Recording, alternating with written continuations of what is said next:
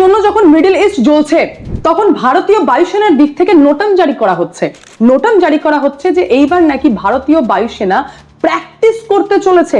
আর এই প্র্যাকটিসের খবর শুনে সব থেকে বেশি যে দেশ ঘাবড়ে গিয়ে বলেছে যেটা ঠিক হচ্ছে না সেটা হচ্ছে পাকিস্তানের সেনা, মানে ভাবুন একবার, ডিফেন্স মিনিস্টার বলছেন ওপেন, খ্বাজা আসিফ বলছেন যে এটা নাকি ইসরায়েল আর ভারতের প্রধানমন্ত্রীর যৌথ প্ল্যানিং। তারা পাকিস্তানকে চারিদিক থেকে ঘিরে ফেলেছে এবং তারা প্ল্যানিং করে এটা করার চেষ্টা করছে। এই নোটামটাকে তারা হালকাভাবে নিচ্ছে না, পাকিস্তান হাই অ্যালার্টে চলে গেছে। আর অ্যাজ আ ভারতীয় আমি প্রাউড ফিল করছি যে পাকিস্তানের এই ভয়, এই বকলাহাট, ये डर हमें अच्छा लगा। সমস্ত খবরের ডিটেলসে যাওয়ার আগে নমস্কার, আমি অদ্বিতীয়া রয়। আজকে আবার চলে এসেছি আমার ছোট্ট ইউটিউব চ্যানেলের সঙ্গে অদ্বিতীয়ায়।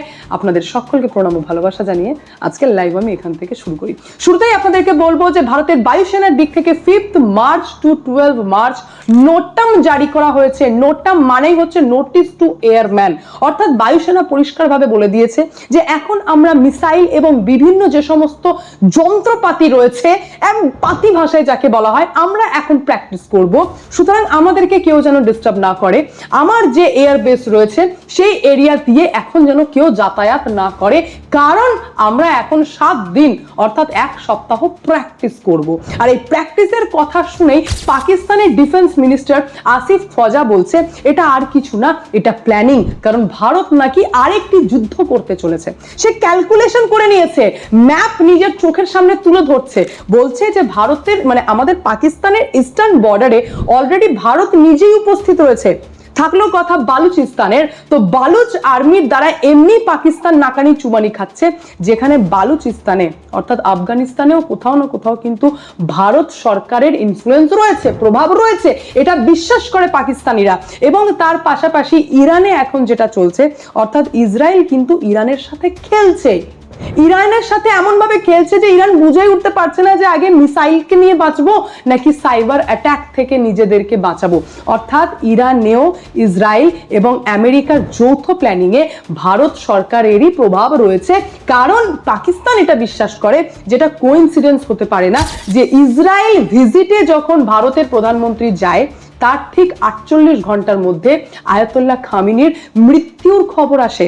এটা পুরোপুরি প্ল্যানিং, এটা কট্টরপন্থীকে এন্ড করার। আর এইবার ভারত কিন্তু টার্গেট করছে পাকিস্তানকে, যার জন্য হঠাৎ করে এই মুহূর্তে দাঁড়িয়ে তারা নোটাম জারি করছে প্র্যাকটিস করার। তারই মধ্যে আমাদের ভারতীয় বায়ুসেনার দিক থেকে একটি ভিডিও ভাইরাল হয়েছে। सिंदूर में हमने बहुत ही छोटा नमूना दिया था पाकिस्तान। सिंदूर 2 जारी है। ये सिंदूर 2 की जो तैयारी है वो बहुत ज्यादा। যে ভিডিওর ছোট্ট ক্লিপে বুঝিয়ে দিয়েছেন যে অপারেশন সিন্দুর, যেটি সিন্দুর 2 মানে 2.0 যেটাকে বলা হচ্ছে, সেটি নাকি এখন জারি রয়েছে।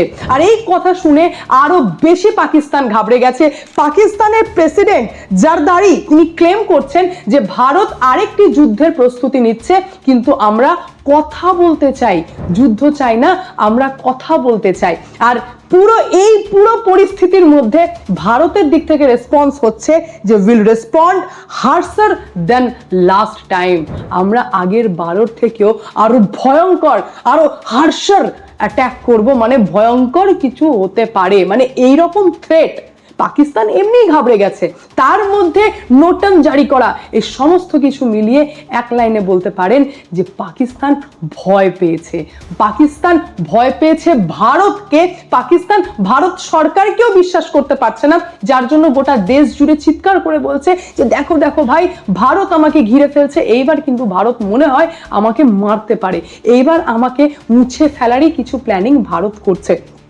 এই নোটাম জারি করা এবং ড্রিলের মাধ্যমে যুদ্ধ হবে কি হবে না, যুদ্ধের প্ল্যানিং চলছে কি চলছে না, অপারেশন সিন্দুর 2.0 আবার আমরা দেখতে পারি কি পারি না, সেটা তো সময় বলবে। আপাতত জন্য আমি তো অ্যাজ আ ভারতীয় হয়ে এটুকুতেই স্যাটিসফাইড যে পাকিস্তান ভয় পেয়েছে এবং ভয় কাঁদছে যে ভারত আবারও কোনো যুদ্ধের প্ল্যানিং করছে। আচ্ছা, নেক্সট আমি আপনাদের সামনে যেটা তুলে ধরবো সেটা আরো মারাত্মক। এতদিন পর্যন্ত আপনারা মসাদের এজেন্ট সম্পর্কে সিনেমাতে দেখেছেন, বিভিন্ন গল্পের মাধ্যমে শুনেছেন বলছেন যে তারা নাকি ভয়ঙ্কর হয়, মানে এমন ভাবে তারা সিস্টেমের মধ্যে ঢুকে পড়বে এবং সিস্টেমকে হ্যাক করে নেবে, আপনারা বুঝে উঠতেই পারবেন না।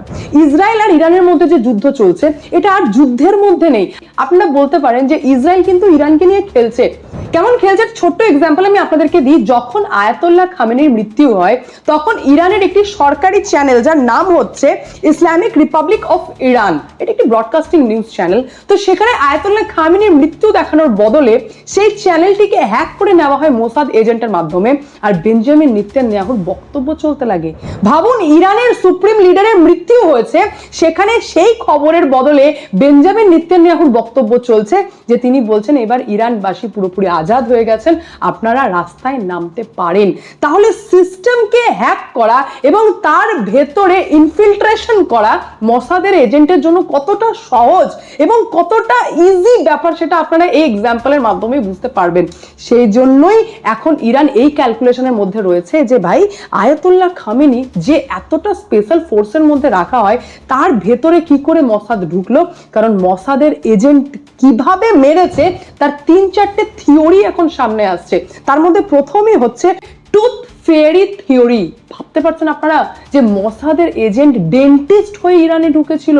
জানাবো আমি আপনাদেরকে, কিন্তু তার আগে আমি 1 মিনিট ছোট্ট সময় নিয়ে নিই, পরিচয় করাই। পকেট ব্রোকার কমিউনিটি এখন 8টি ভাষায় উপলব্ধ রয়েছে, আরবি, ইংলিশ, পর্তুগিজ সহ আরো অনেক। এখানে হোয়াটসঅ্যাপ, ডিসকর্ড, টেলিগ্রাম চ্যাটের মাধ্যমে আপনারা নিজেদের ডাউট ক্লিয়ার করতে পারবেন। টিম রয়েছে, গাইড টিম, যা আপনাদেরকে বুঝিয়ে দেবে কি করে ডিপোজিট করতে হয়, কি করে উইথড্রল করতে হয়। 24x7 কাস্টমার সাপোর্ট রয়েছে, অর্থাৎ এমন এক কমিউনিটি যা সত্যিই আপনাকে সাহায্য করতে চায়। এখানে অভিজ্ঞ ট্রেডারদের স্ট্র্যাটেজি শেয়ার করে, যার মাধ্যমে অল্প সময়ের মধ্যে আপনারা অনেক কিছু শিখতে পারবেন। আমি একটি ট্রেড নিয়ে আপনাদেরকে দেখাই। দেখুন, এটি আমার রিয়েল অ্যাকাউন্ট ব্যালেন্স, কত সহজে আমি প্রফিট বুক করতে পারলাম। এখানে উইথড্রল ফিজ 0% লাগে, খুব সহজেই উইথড্রল করতে পারবেন। আমার দেওয়া প্রোমো কোড SGNS ব্যবহার করলে ফার্স্ট ডিপোজিটে 100% বোনাস পেয়ে যাবেন। সুতরাং দেরি না করে এক্ষুনি রেজিস্টার করুন পকেট ব্রোকার, আর ট্রেড করুন, নিজের দায়িত্বে করুন। চলুন ভিডিওতে ফেরা যাক। যেমনটা আমি আপনাদেরকে বলছিলাম যে ইরানের সুপ্রিম লিডার, যাকে সেপা এ ভ্যালিয়ে আম্র ফোর্স, এটা একটি ভয়ঙ্কর, মানে ভীষণ ইম্পর্টেন্ট একটি ফোর্স, যেমন আমাদের NSG হয় সেরকম ফোর্স, অর্থাৎ এর মধ্যে 10,000-12,000 ফোর্স থাকে যে আয়াতুল্লাহ খামেনিকে প্রোটেকশন দিয়েছে, এবং সেই ফোর্সকে ব্রিচ করে ঢুকে পড়েছিল মোসাদ এজেন্ট। এখানেই জানা যাচ্ছে টুথ ফেয়ারি থিওরি, যেখানে ডেন্টিস্ট হয়ে মোসাদের এজেন্ট উপস্থিত ছিল ইরানে বছরের পর বছর। কি করা হয়েছে? তো ইরানের যে সমস্ত বড় বড় মাথা রয়েছেন, যারা ইসরায়েলের বিরুদ্ধে এবং ইহুদিদের বিরুদ্ধে বক্তব্য রাখতেন, তারা যখন দাঁতের সমস্যা নিয়ে ক্লিনিকে যেতেন, তো RCT করার মাধ্যমে তাদের দাঁতের মধ্যে বেশ কিছু, বলতে পারেন যে টেকনোলজির ব্যবহার করে ইনপুট করা হতো, যার জন্য লোকেশন ট্র্যাক করা যেত।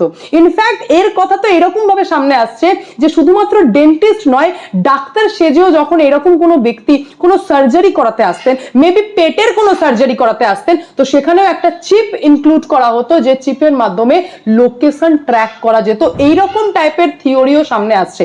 মানে ভাবুন, এটি মানে এখনো আমি ভাবতে পারছি না যে এরকম, যেগুলো আমরা সিনেমাতে দেখে থাকি, এরকম টাইপের থিওরি যেটা মোসাদ এজেন্ট করতো। এটা কে বলছে? এটা ইরানের দিক থেকেই ক্লেম করা হচ্ছে, কারণ তারা এখন পরপর বেশ কিছু থিওরি বার করছে। তো এটা আমি প্রথমেই আপনাদের সামনে তুলে ধরলাম, কারণ এটা আমার জন্য একটুখানি সিনেমাটিক লাগলো, কিন্তু ভাই যদি হয়ে থাকে তাহলে তো মারাত্মক ব্যাপার। আর এইরকম ভাবে সেকেন্ড আরেকটি থিওরি সামনে আসছে, সেটা হচ্ছে একজন টপ কমান্ড, অর্থাৎ ইরানের যে সমস্ত টপ অফিসিয়াল ছিল, সেখানেও নাকি মোসাদের এজেন্ট ঢুকেছিল। মানে ভাবুন, আয়াতুল্লাহ খামেনির সাথে উঠছে, বসছে, ঘুরছে, ফিরছে, অথচ সেই ব্যক্তি হচ্ছে মোসাদের এজেন্ট। এমনই এক ব্যক্তির নাম সামনে এসছে, ইসমাইল কানি। তো এই এমন ব্যক্তি, যাকে নাকি এখন জানা যাচ্ছে তাকে এখন অ্যারেস্ট করা হয়েছে জিজ্ঞাসাবাদ করার জন্য, কারণ এই ব্যক্তিকে সন্দেহ করা হচ্ছে যে এ হচ্ছে মোসাদের এজেন্ট, আর এনার মাধ্যমেই নাকি ইরানে স্পাই নেটওয়ার্ক ভয়ঙ্কর ভাবে ছড়িয়েছে। কেন ডাউট করা হচ্ছে? যখন ইরানের এরকম বড় বড় মাথার উপর অ্যাটাক করা হয়, সেই সমস্ত ব্যক্তির সাথে এই ইসমাইল কানিকে দেখা গেছে। এমনকি যেদিন আয়াতুল্লাহ খামেনির মৃত্যু হয়, যেদিন তার বাড়িতে মিসাইল পড়ে, সেই দিন এই ইসমাইল কানি উপস্থিত ছিলেন আয়াতুল্লাহ খামেনির সাথে। মৃত্যু হওয়ার কিছুক্ষণ আগেই এই ইসমাইল কানি বেরিয়ে আসেন, আর মিসাইল পরে আয়াতুল্লাহ খামেনির মৃত্যু হয়, ইনি কিন্তু বেঁচে যান। তো তো এই যে বিভিন্ন জায়গা থেকে বারবার বেঁচে গেছেন, অথচ ইরানের বড় বড় মাথা সহ সুপ্রিম লিডারের মৃত্যু হয়েছে, সেই কারণে ইসমাইল কানিকে এখন ইন্টারোগেশনের জন্য ডাউট করা হচ্ছে যে ইনি কিন্তু মোসাদের এজেন্ট হতে পারেন। শুধু তাই নয়, আরো একটি থিওরি সামনে এসেছে, সেটি হচ্ছে একটি অ্যাপের মাধ্যমে। অ্যাপটির নাম হচ্ছে বারে সাবা প্রেয়ার অ্যাপ। এটি হচ্ছে দৈনিকভাবে ইসলামিক যারা সিয়া মুসলমান রয়েছেন তারা দিনের নাকি 5 ওয়াক্ত নামাজ পড়েন, 5 টাইম, মানে 5 বার নাকি দিনে নামাজ পড়তে হয়। তো সেই কারণে এই অ্যাপের ব্যবহার করেন ভীষণভাবে ইরানে। তো সেই অ্যাপকে হ্যাক করা হয়েছে। কেমন করে? যখন যখন নামাজ পড়ার টাইম আসতো তখন তখন এই অ্যাপ অ্যালার্ম দিত যে এবার ভাই টাইম চলে এসেছে, আপনারা নামাজ পড়ুন। তো ঠিক ওই একই টাইমের মধ্যে হঠাৎ করে সেই অ্যাপে সামনে চলে আসে একটি মেসেজ, আর সেই মেসেজে লেখা ছিল help has arrived. Help has arrived মানে ভাবুন যে সাহায্য চলে এসেছে, সাহায্য পৌঁছে গেছে, এইরকম একটি মেসেজ আসে। তো এটাকে কানেক্ট করা হচ্ছে যে এই অ্যাপটি পর্যন্ত হ্যাক করে নিয়েছিল মোসাদ এজেন্ট।